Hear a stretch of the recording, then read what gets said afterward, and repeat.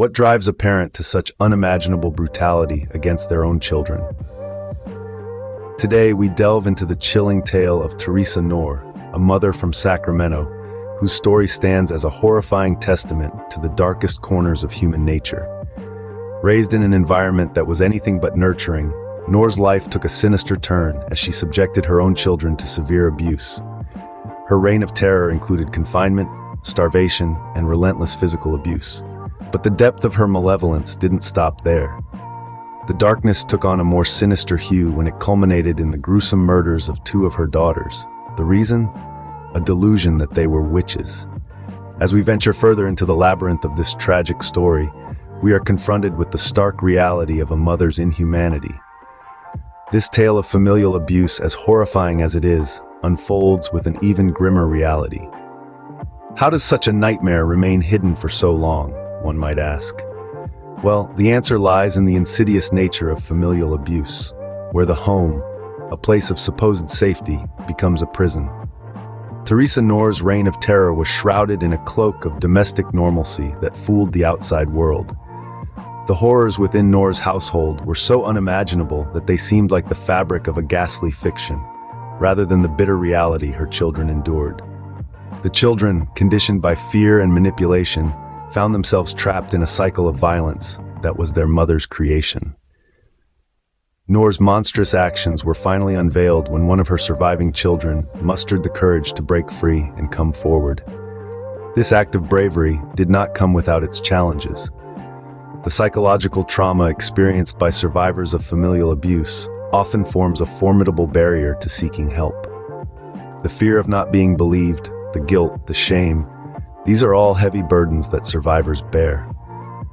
When Knorr's child finally broke the silence, it led to the exposure of the atrocities committed by this seemingly ordinary Sacramento mother. This revelation sparked an investigation that concluded with Knorr's arrest and trial. The courtroom became the stage where the survivors' haunting tales were told, and the full extent of Knorr's brutality was laid bare for all to see. The courage of a survivor unveiled the darkness, leading to the long-awaited justice.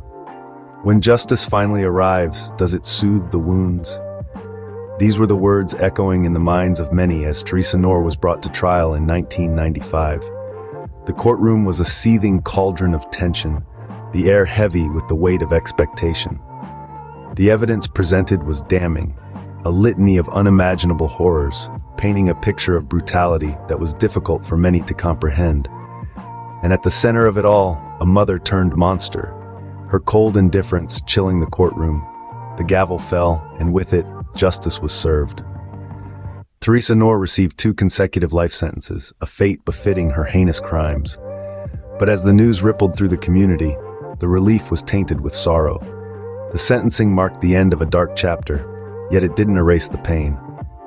Justice may have been served, but the echoes of this horrific abuse still linger. The survivors, their lives forever marked, continue to fight their own battles, long after the courtroom doors closed. What is the legacy left behind by such monstrous acts? As we grapple with the horrifying tale of Theresa Knorr, we can't help but examine the long-lasting implications of her crimes. The Knorr case has become a grim touchstone in the discourse around familial abuse, a haunting illustration of the darkest corners of parental psychology.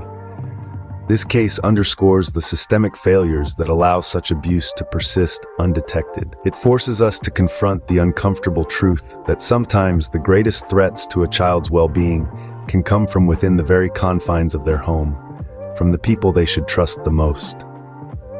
The survivors of familial abuse, like Knorr's surviving children, carry the weight of their trauma long after their physical wounds have healed.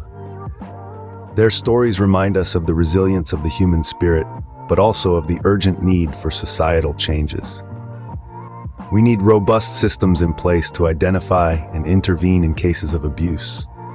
We need to foster an environment where victims feel safe to report their experiences, where they are believed and supported. We need to educate ourselves about the signs of abuse so that we can be vigilant protectors of those who can't protect themselves. The Knorr case is more than just a gruesome tale from our past. It's a chilling reminder of how far we still have to go to protect the most vulnerable among us.